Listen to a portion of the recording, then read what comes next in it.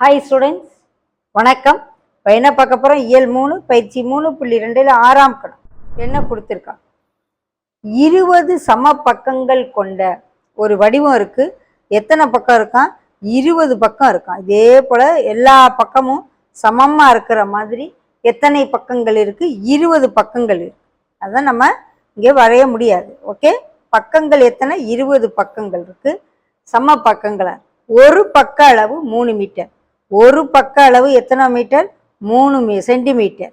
ஒரு பக்க அளவு 3 சென்டிமீட்டர். அதே போல் எத்தனை பக்கம் இருக்குது? 20 பக்கங்கள்.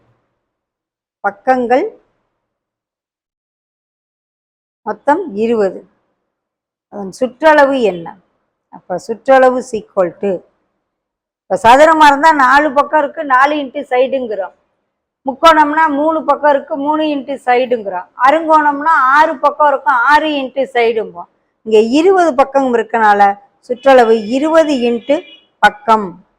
ஓகே, அப்போ 20 இன்ட்டு ஒரு பக்கத்தின் அளவு 3னா 20 பக்கத்தினுடைய சுற்றளவு 3 3 20 தடவை போட்டோம்னா 60 சென்டிமீட்டர். ஓகே, இதுதான் ஆன்சர்.